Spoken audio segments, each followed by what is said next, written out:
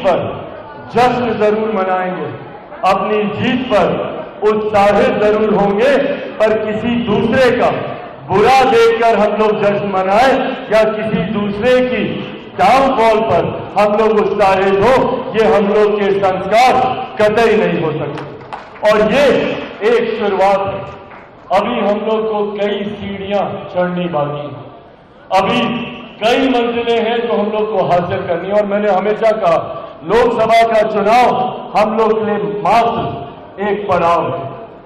आने वाले दिनों में बिहार विधानसभा के चुनाव है, अलग अलग राज्यों में चुनाव है। और अब जब मैं आने वाले समय के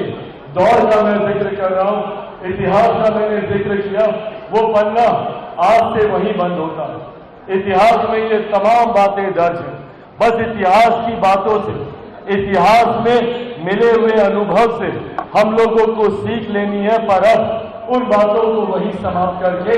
आगे बढ़ना है। अगर हम लोग अपने आप को उसी दौर में बांधे रखेंगे, मैंने भी पिछले 3 साल कतई इस बात की परवाह नहीं की कि हम लोग के साथ क्या हुआ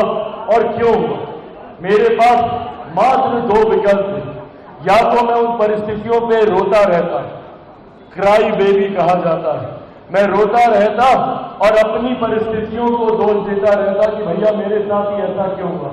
मैंने किसी का क्या बिगाड़ा था, मैंने किसका गलत किया था कि मेरे साथ ये सब हो। तो या तो मैं रोते रोते ये 3 साल बिता देता, या लड़ाई लड़ता, एक फाइटर बनकर अपने लिए संघर्ष करता,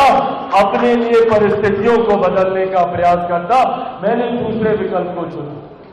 और आज उस संघर्ष का परिणाम है, आज उस संघर्ष का ही परिणाम है कि हम लोग इन नई ऊंचाइयों तक हम लोग पहुंचे हैं। ऐसे में इतिहास से सीखते हुए अब आगे बढ़ना है। आज जब ये नई परिस्थितियां हम लोग के समक्ष है, जहां पार्टी के स्तर पर देखा जाए 5 सांसदों के साथ हम लोग एक मजबूत परिस्थिति में मौजूदा केंद्र की सरकार में हम लोग मौजूद हैं, तो वहीं राजनीतिक तौर पर भी देखें तो एक बड़ी जिम्मेदारी केंद्रीय मंत्री के तौर पर जो हम लोगों के कंधे पर आई है, उसको भी उतनी ईमानदारी से, उतनी ही मेहनत से हम लोगों को पूरा करने का प्रयास करना है। पर हाँ, आने वाले दिनों में जो सपना मेरे नेता, मेरे पिता आदरणीय रामविलास पासवान जी ने देखा था संगठन के विस्तार को लेकर, अब मैं यह आग्रह अलग अलग राज्यों से आए अपने तमाम साथी पदाधिकारियों से करूंगा। हर कोई चाहता है कि हम लोग अपने अपने राज्यों में हम लोग चुनाव लड़ें, ये सोच हर पार्टी की रहती है और हर दल की रहती है, और ये रहनी भी चाहिए,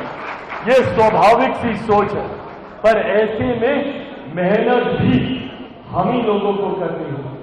अगर हम लोग मेहनत जमीन पर नहीं करेंगे और ये उम्मीद करेंगे कि चुनाव के वक्त गठबंधन हम लोग को बुलाएगा और बैठे बैठाए हम लोग को बोलेगा कि भैया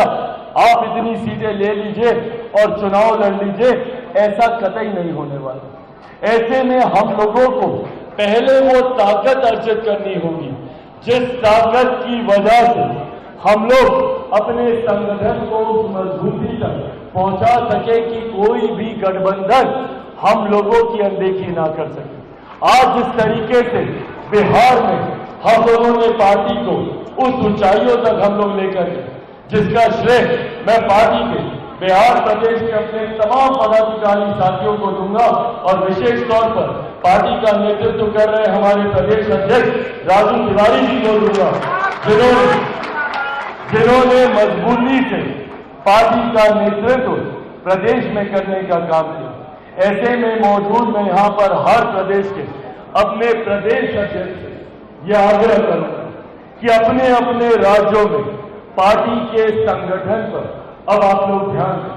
हम लोगों का कार्यक्रम केंद्रीय मंत्री होने के नाते वैसे भी आने वाले दिनों में हर राज्य में हम लोग का कार्यक्रम लगेगा ही लगेगा। और जहां एक तरफ प्रधानमंत्री जी के द्वारा दी गई जिम्मेदारियों का निर्वहन करने के लिए मैं हर राज्य में आऊंगा, तो वहीं पार्टी का राष्ट्रीय अध्यक्ष होने के नाते संगठन की भी बैठक, मैं कभी भी किसी भी कार्यक्रम से आऊंगा तो संगठन की बैठक जरूर कर जाऊंगा, ये भी वादा।